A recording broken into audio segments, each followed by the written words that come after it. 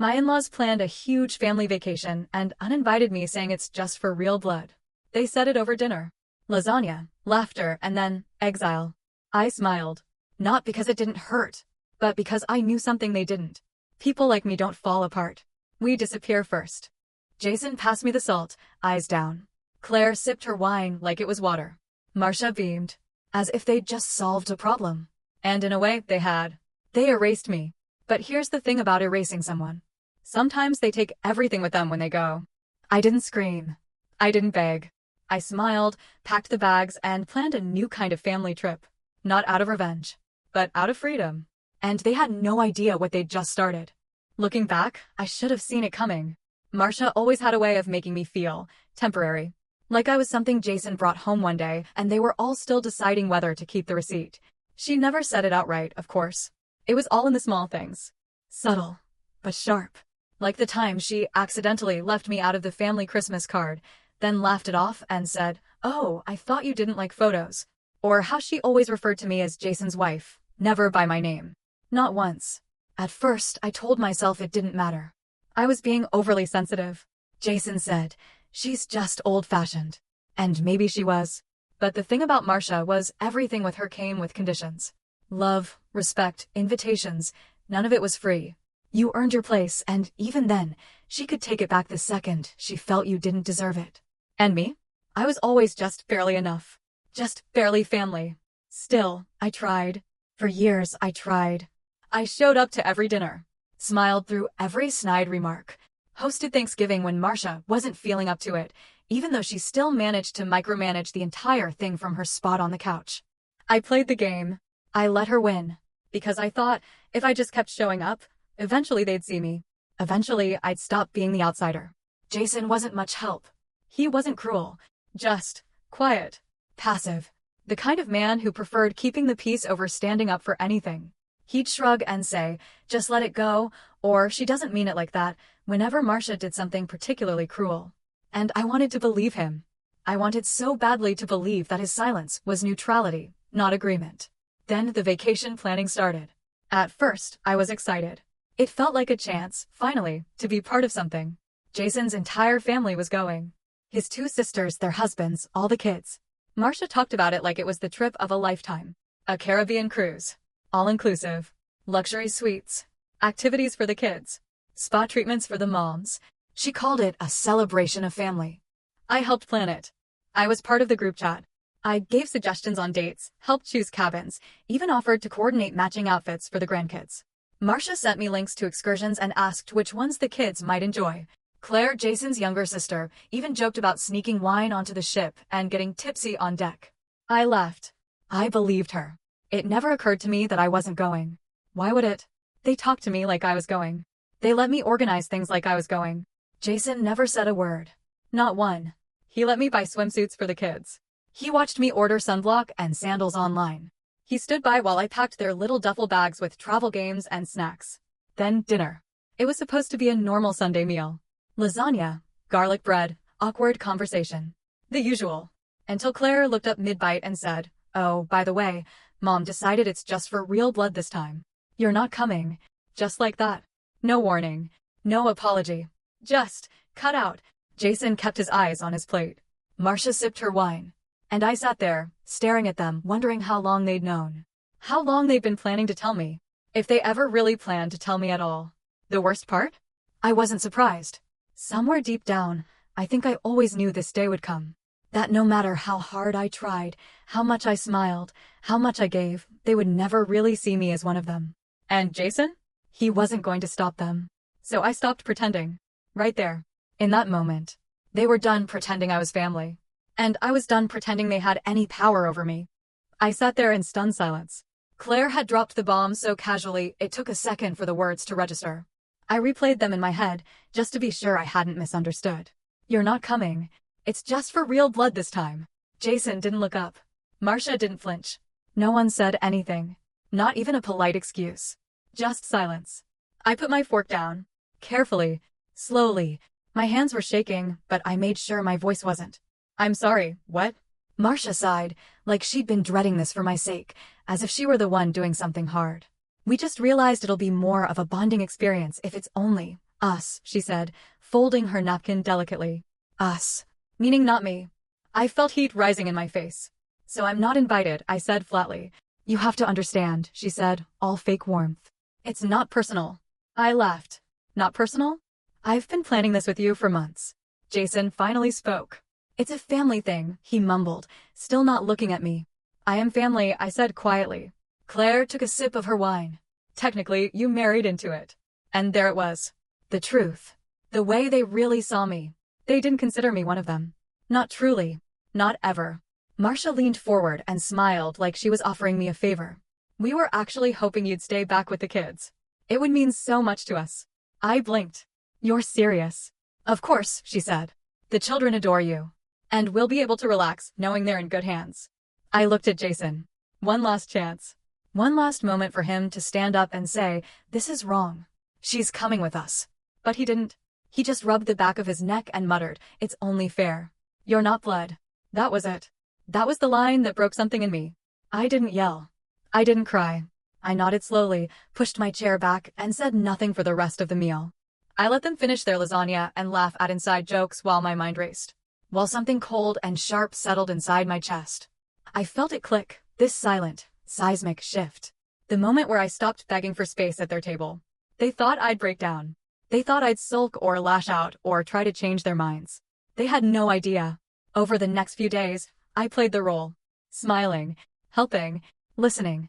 I helped Marcia pick out matching cruise outfits for the grandkids. I gave Claire advice on what to pack for seasickness. I made sure Jason's documents were all printed and organized. I was polite, cheerful, perfect. And while they planned their dream vacation, I planned something else entirely. It hit me while I was folding laundry. Jason had just left the room after mumbling something about double-checking the cruise itinerary. The kids were asleep. The house was quiet. And I was standing there, holding one of their tiny t-shirts, when it finally sank in. They've been planning to leave me behind this whole time. Every smile from Marcia. Every question about floaties or car rentals. Every fake nod of inclusion. It wasn't care. It was convenience. They let me think I belonged just long enough to get what they needed. My time. My labor. My silence. And Jason. Jason let it happen. He watched me pack sunscreen. He watched me schedule swim lessons. He watched me choose matching outfits for a trip I was never going to be on. He knew. And he said nothing. It wasn't just betrayal. It was humiliation. I kept thinking, how long has this been going on? How many other events had I been allowed to join just because it served them? How many holidays, how many dinners, how many smiles had been lies wrapped in politeness? I sat on the floor of the laundry room, holding that t-shirt, and I realized. They never saw me as family. I was just the help they didn't have to pay. And Jason? He wasn't caught in the middle. He was standing with them. That truth burned hotter than anything Marcia could have said. Because it meant I wasn't just excluded, I'd been sacrificed. To keep peace. To make them happy. That's when I stopped asking for respect. Stopped hoping for acceptance. And started planning for something else. Something they wouldn't see coming. Not because I wanted revenge. Because I deserved better. I didn't scream. I didn't slam doors. I didn't confront Jason or demand answers. Instead, I smiled. Nodded. Played the role. I kept everything exactly as they wanted it on the surface.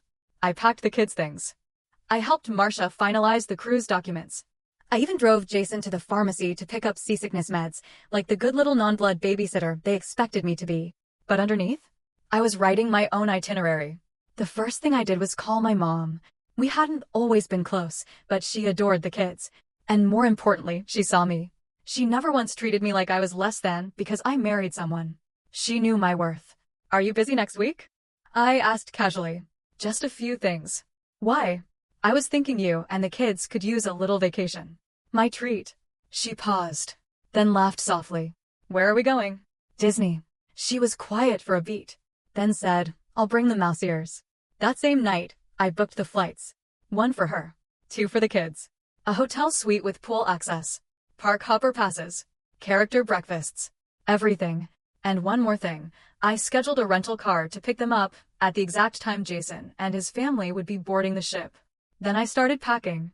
Not just the kids' bags, mine. Because I wasn't staying behind to babysit. I was disappearing. I booked a cabin in the mountains. Quiet. Secluded. No cell service. No noise. Just me, a stocked fridge, and a bottle of wine. The night before the trip, Marcia was triple-checking packing cubes and counting neck pillows when I dropped it. "Oh," I said lightly. "I won't be here while you're gone." She blinked. "What?" "I made plans," I replied. "Last-minute getaway." Claire's jaw dropped. "But the kids?" "They're covered," I said, smiling. "Don't worry." Jason looked up from his suitcase. "Where are you going?" "Somewhere peaceful," I said. "Don't wait up." The look on Marcia's face? Priceless. Confused, then panicked, then insulted, like I had broken some unspoken contract she never thought I'd question. "You can't just leave," she said. I already did.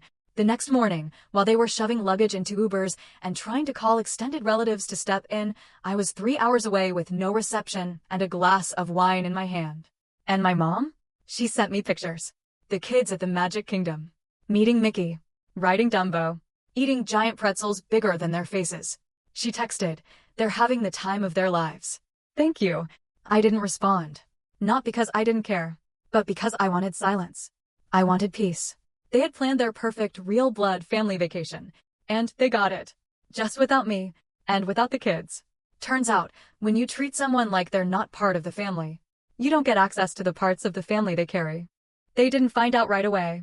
For the first few hours, they were too busy sipping cocktails on the Lido deck and posting matching family photos with the hashtag blood only. Claire even tagged me in one by accident. I didn't respond. Then the messages started. "Where are the kids? Call me. Where the hell are you?" Jason's tone turned from confused to frantic in less than 24 hours. Turns out, their last-minute backup plans fell through. No cousins available. No neighbors home. And Marcia? She didn't want to cancel. She wanted me to magically appear and fix it all. I didn't. I was 3 states away, drinking coffee on a cabin porch and watching deer move through the trees. By the second day, Jason was leaving voicemails every hour. Some were angry. Others were desperate. "You made your point. Now come back." But I hadn't made my point yet. When they got home, it was chaos. Jason burst through the door like a man who'd been holding in rage for 7 days straight. His face was red. His voice? Already yelling. "Where are the kids?" I didn't flinch. I didn't even look up from my book. "They're safe." "That's not an answer," he snapped, stepping closer. I closed the book, stood slowly, and stared him down. "You don't get to demand answers after what you pulled." "They're my kids," he shouted. "And you left them with someone you don't consider family," I said coldly. "Remember? It's just for real blood." He froze. His mouth opened, then shut. No words. Marcia barged in behind him, her designer luggage still in hand, her hair a mess. "You have some nerve," she hissed. "Do you know what you've done?" "Absolutely," I replied. "I gave my children a vacation with someone who actually loves them. My mother." Her face went pale. "You let them leave the state?" "You left them behind like luggage," I said. "At least I packed snacks." Jason tried to step in. "You should have told me." "No," I interrupted. "You should have stood up for me. But you didn't. You stood by while they cut me out." He ran a hand through his hair. Okay, just tell me where they are." I pulled out my phone and held up a photo. The kids. Big smiles. Giant mouse ears. Cinderella's castle behind them. Jason blinked. "Disney?" "Disney," I said. He looked like he'd been punched. "You don't get to make decisions like this without me," he said, voice low and trembling. "You made yours when you kept your mouth shut." Marcia stepped forward again. "We're not done here." "Oh, I think we are," I said. "You'll regret this," she spat. I smiled. "No, Marcia. You will." Jason was breathing hard now. "Are you trying to ruin this family?" "There's nothing left to ruin," I said. "You already did that." "I'm just cleaning up the mess." He opened his mouth again, but I was done. I picked up my wine, took a sip, and walked into the kitchen. "Get out," I said without turning around. "You can't just kick us out of my house," Jason growled. "Funny," I said, pulling a folder off the counter. "Because the mortgage is in my name." Silence. Marcia's heels clicked backward. Jason didn't move. I turned. Last chance. They left. And I finally exhaled. Not because it was over, but because the game had changed. And now I was the one holding all the cards. They were gone, but I didn't relax. Not yet. I stood there, still gripping the wine glass, waiting, listening. Part of me thought Jason might come back. Pound on the door. Scream through the windows. But all I heard was the soft hum of the fridge and the quiet tap of my own breath. Then my phone buzzed. Bank alert. I frowned. Another buzz. Another alert. 2 large withdrawals. Back to back. $5,000. Then $3,000. I blinked. No. He wouldn't. I opened the banking app, fingers trembling, and saw it in bold numbers. Jason had emptied our joint account. Within the hour. Before I could even process what that meant, I was calling the bank. Holding. Transferred. Holding again. Finally, a voice. Oh, yes, the rep said cheerfully. Jason came in today. In person. Said it was a family emergency. I laughed. A hollow, bitter sound. Of course he did. He used our savings to clean up a mess they made. A mess I warned him was coming. And now he wanted to play victim. I hung up. No more waiting. I pulled up my other account, my personal one. The one Jason wasn't on. The one I kept after we married, just in case. I had a feeling one day I'd need it. That day had come. I transferred what I had into a new account with a different bank. Then I froze every credit card with my name on it. Canceled every auto payment, changed every password, locked down every piece of digital ground I had. Jason thought he could drain me. He didn't realize I was the one holding the plug. Then I made the next call. To a lawyer. Hi, I said, I'd like to schedule a consultation for divorce. The woman on the line didn't hesitate. Let's talk options. By the time Jason called me again that night, I had already packed half the house. He sounded exhausted. Defeated. I think we need to talk, he said quietly. Too late for that. You're being dramatic. No, I said. I'm being done. You can't just take the kids. I didn't. You gave them to me. You left them behind. You didn't fight for them. You didn't even ask. He was silent for a second. Then, what do you want? Peace. And what about me? I paused. You should have thought about that before you chose your mother over your marriage. Then I hung up. The next morning, I moved out. Not a fight. Not a scream. Just gone. I left behind the furniture, the framed wedding photos, the casserole dishes his mother gave us when we moved in. I took the kids, the documents, the money that was mine, and the future I wasn't going to let him ruin. We stayed at my mom's while the paperwork moved forward. Jason tried everything. He sent messages. He left voicemails. Some angry. Some begging. He claimed I'd kidnapped the kids, that I'd gone behind his back, that I was destroying the family. He even tried to claim the house. The judge didn't buy it. One look at the records. The financial withdrawals. The fact that he had no child care plan, no involvement in school, doctors, nothing. Full custody went to me. The house, too. And half of what was left in his personal savings, thanks to a little thing called financial misconduct during divorce proceedings. Jason left that courtroom a smaller man than he walked in. And Marcia? She didn't say a word. She'd lost, too. No more access to the grandkids she only cared about when they fit her image. No more control. No more game. Claire and the rest? They never reached out. And I never looked back. The divorce was ugly, but not for me. Jason unraveled. Court dates. Pleadings. Accusations. He tried everything. But the paper trail didn't lie. The judge saw right through him. I got full custody. The house. And a clean, silent kind of freedom. Marcia never showed in court, but I got an email the next day. Long rambling. It ended with, "You've destroyed this family." I didn't reply. I printed it, folded it, and slid it into a file I labeled, "What I Survived." A week later, a message lit up my phone. It was from Claire. "They're saying awful things about you. But the kids looked happy. I thought you should know." Just that. No apology. No drama. But it was the first real thing she'd ever said to me. I took the kids on our own trip later that month. Nothing fancy. A cabin. A quiet lake. A few ducks. My son caught a fish the size of his hand and screamed like he'd won the lottery. That night, sitting by the fire, my daughter whispered, "This is what family feels like."